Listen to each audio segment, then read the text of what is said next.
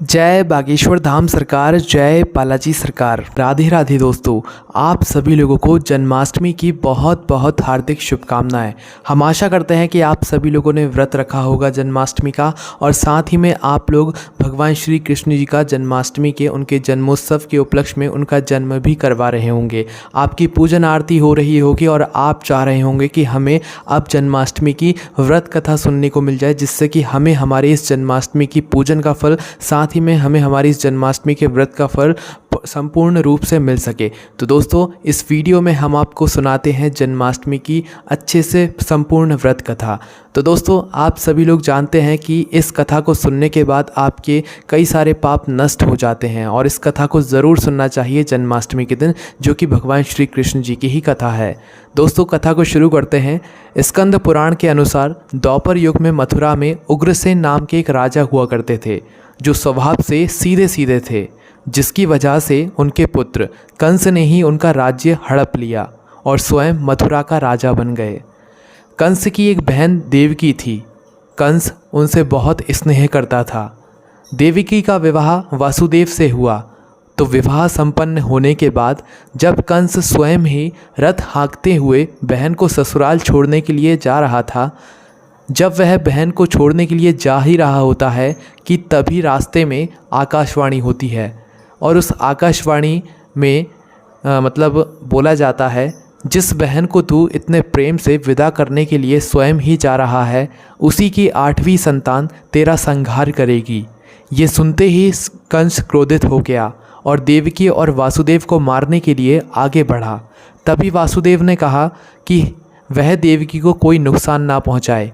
वासुदेव ने कहा कि वह स्वयं ही देवकी की 8वीं संतान कंस को सौंप देगा। इसके बाद कंस ने उन दोनों को मारने के बजाय कारागार में डाल दिया।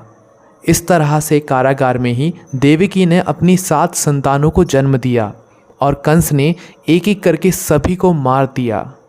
इसके बाद जैसे ही देवकी की 8वीं संतान होने को थी, वैसे ही कंस ने कारागार का पहरा और भी कड़ा कर दिया। जब भाद्रपद माह के कृष्ण पक्ष की अष्टमी को रोहिणी नक्षत्र में कान्हा जी का जन्म हुआ, तभी श्री विष्णु जी ने वासुदेव जी को दर्शन देते हुए कहा कि वह स्वयं ही उनके पुत्र के रूप में जन्म ले रहे हैं। उन्होंने ये भी कहा कि वासुदेव उन्हें वृंदावन में नंद बाबा के घर पर छोड़ आए और यशोदा जी के गर्भ से जन्मी कन्या को कारागार में ले आए। यशोदा जी के गर्भ से जन्मी कन्या कोई और नहीं बल्कि स्वयं माया थी। यह सब कुछ सुनने के बाद वासुदेव जी ने ठीक वैसा ही किया जैसा उनसे श्री हरि विष्णु जी ने कहा था।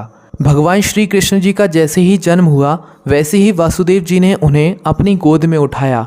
कारागार के ताले स्वतः ही खुल गए। पहरेदार नींद के आगोश में आ गए। फिर वासुदेव जी ने कन्हैया को टोकरी में रखकर वृंदावन की ओर निकल पड़े।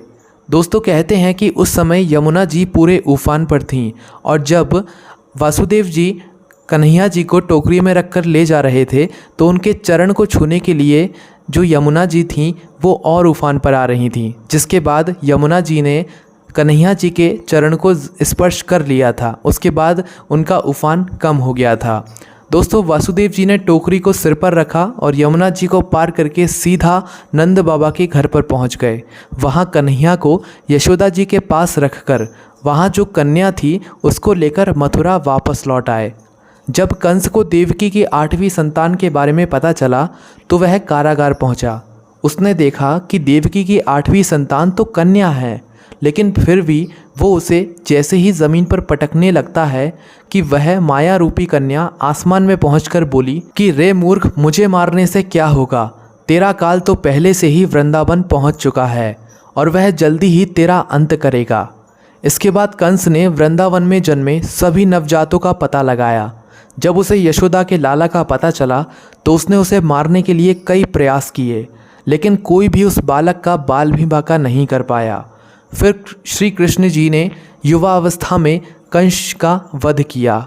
मान्यता है कि श्री कृष्ण जन्माष्टमी पर श्री कृष्ण जन्म की यह अद्भुत कथा सुनने से आपके समस्त पापों का नाश हो जाता है। साथ ही कन्हैया जी की, भगवान श्री कृष्ण जी की कृपा भी आपकी घर परिवार पर और आप पर बरसती है। तो दोस्तों, आप लोग इस कथा को सुनकर कैसा महसूस कर रहे हैं वो हमें कमेंट में ज़रूर बताइएगा। और आपकी यह जन्माष्टमी बहुत अच्छी और बहुत आगे आपको लेकर जाए, आपके ऊपर भगवान श्री कृष्ण जी का आशीर्वाद रहे। आप सभी लोगों को एक बार और श्री कृष्ण जन्माष्टमी की बहुत बहुत हार्दिक शुभकामनाएं। कमेंट्स में राधे राधे ज़रूर लिखिएगा। जय बागेश्वर धाम सरकार, जय बालाजी सरकार, जय बागेश्वर महादेव।